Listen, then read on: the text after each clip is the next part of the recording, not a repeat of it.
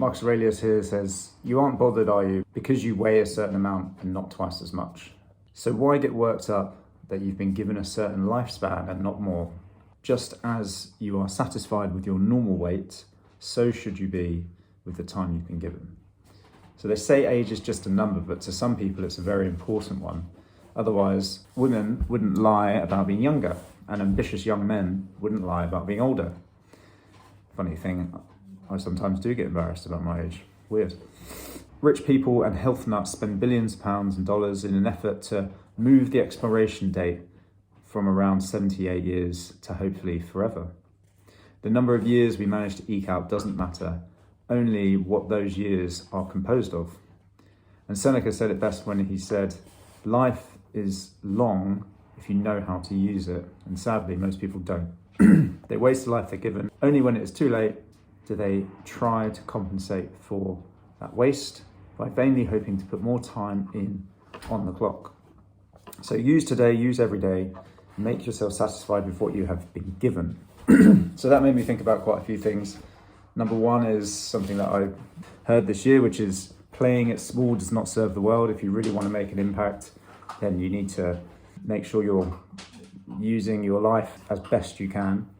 And then the second thing I thought about was how I often find myself in the gap about what I am yet to achieve or I haven't achieved yet. And it's a normal thing, but something that I've noticed that I do. And particularly when I don't reflect on it or journal about what I have gained recently. And another time I realized is I don't ever accept the praise of those around me when they point out my achievements. So the other day somebody said, "You've achieved X, Y, and Z and you're only 34. And I often find myself saying, "Yes, but." And what that does is it invalidates what they said. And it also puts my brain in the gap because I'm like, "I haven't done this." And when you're in the gap, you don't feel as good.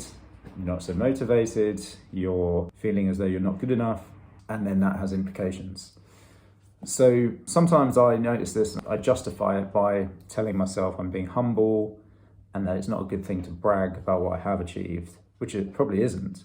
But also I can, when somebody gives you a compliment, you can say thank you. And why should you say thank you? Why should I say thank you? Is because it will put my brain in the game, which is positive. And when you're positive, generally you're going to reduce your stress, you're going to feel better about yourself, and you're going to be more creative, and therefore you're going to be more resilient to stress. You're going to be just more resilient in general mentally. So I also noticed how when someone criticizes me, I don't object to that criticism as much as I would object to the praise. And that can play on my mind a lot. So when someone gives me some criticism, that will play on my mind more than if someone says, "Well done, you've done really well, blah, blah, blah." All right, I hope you have a great day and I'll see you soon. Cheers.